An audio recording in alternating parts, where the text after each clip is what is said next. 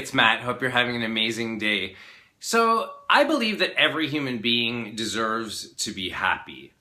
And as a person who's generally happy now, but has spent much of my life unhappy in different stages for different reasons, the way I look at the journey from general unhappiness to general happiness is a two-step process.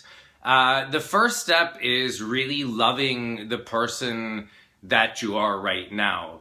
And that requires admitting our frailties and our faults and our insecurities and our failings, but we all have them. Even the most enlightened beings still have flaws. It's part of the human condition. It's okay. And, for me, trying to always be perfect and always live up to other people's expectations and my own imaginary perfections only led me to be more angry at myself and sabotage myself more and engage in more self-destructive habits.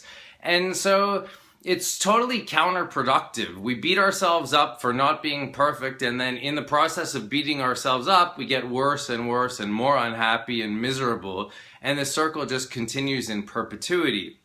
So step one is to really say, you know what? I love myself for who I am. I'm not perfect. I have empathy and compassion for myself. I understand that I've had troubles in my life, that I'm not perfect, and I'm going to do my best. Okay. Then step two, coming from that place of self-love, is to say, what can I do to become a better person? What is it that I want? Do I want to be more fit? Do I want to have more money? Do I want to have a better relationship? How can I move towards who I want to be? But it doesn't require us to hate ourselves in order to drive us to move towards the person that we want to be. Actually, the more we hate ourselves, the more it keeps us from going in that direction. So come back to the self-love, say from this perspective of self-love, where do I really want to go? So to me, it's those two fundamental steps. Sometimes it seems like a little bit of a paradox. If I love myself too much now, that's going to kill my drive to get better.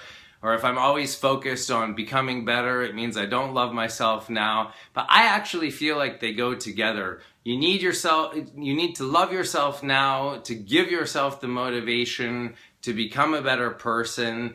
And one of the greatest acts of self-love you could ever do is to give yourself the action of becoming a better person. So if you know that you want to become more fit or have more money or have a better relationship, isn't the most self-loving thing to do to sit down and figure out a plan to take action towards those things? Because if you know those are things that you want and you're sitting not doing those things, that to me is an act of self-hatred, because it's something that you're going to keep feeling bad about over and over. So instead of doing that and flogging yourself and feeling horrible about it, why not actually start moving forward? And once you start doing the things like exercise, for me, I always have felt that I have to do a daily exercise routine in order for me to feel my best. And for many years I did it sporadically, but now that I do it religiously every day,